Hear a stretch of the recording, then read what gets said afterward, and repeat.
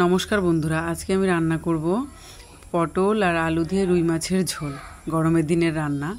আর মশলাতে আমি খুব কম মশলা ইউজ করব। আদা আর কাঁচা লঙ্কা বাটা দেব, কোনো গুঁড়ো মশলা বেশি ইউজ করব না আমি এটায়।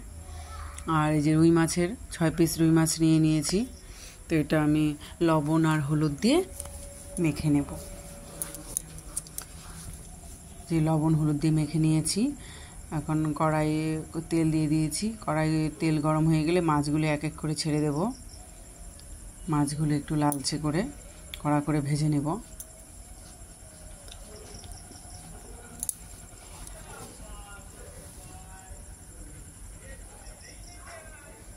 যে এক পিঠ হয়ে গেছে উল্টে দিয়েছি, যেরকম লালচে করে ভাজছি।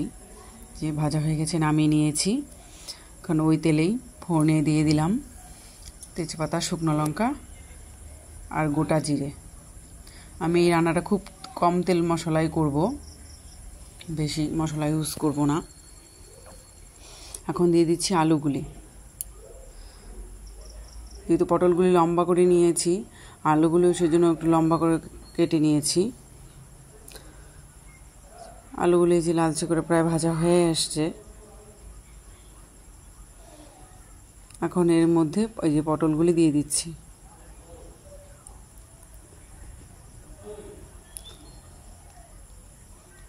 পটলগুলি দিয়ে একটু মিশিয়ে নিলাম। মিশিয়ে নিয়ে এর মধ্যে দিয়ে দিব পরিমাণ মতো লবণ আর হলুদ। আর ওই যে মশলাটি করে রেখেছিলাম কাঁচা লঙ্কা আর আদা, সেটিও দিয়ে দিলাম।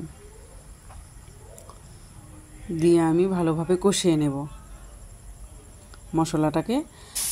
আলু আর পটলের সাথে খুব ভালো করে কষিয়ে নেব। এখন এর মধ্যে দিয়ে দিলাম জিরে গুঁড়ো। জিরে গুঁড়ো দিয়ে জিরে গুঁড়োটাও মিশিয়ে নিচ্ছি। এই যে দেখুন, খুব সুন্দর কষানো হয়ে গেছে। এখন এর মধ্যে আমি জল অ্যাড করব। 1 কাপ গরম জল দিয়ে দিলাম। যে কোনো রান্নাতেই গরম জল দিলে পরে টেস্টটা খুব ভালো আসে।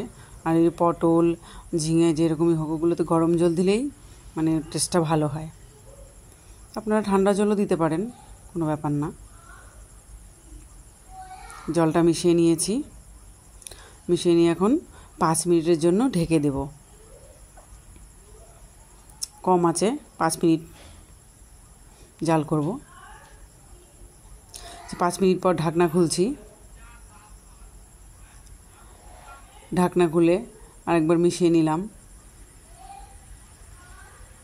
আমি যে দেখুন, পটলগুলিও সেদ্ধ হয়ে গেছে, আলু একেবারে সেদ্ধ হয়ে গেছে।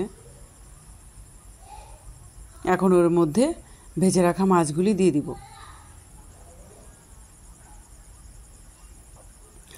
মাছগুলিকেও ঝোলটার সাথে একটু মিশিয়ে দেব। আপনারা চাইলে আর একটু ঝোলও রাখতে পারেন, যদি মনে করেন একটু ঝোল খাবেন, একটু ঝোল বেশি করে দেবেন। মাছগুলিকে ঝোলের সাথে মিশিয়ে নিয়ে এখন দিয়ে দিচ্ছি গরম মশলা। গরম মশলাটা এরকম করে গুলে মিশিয়ে নেব।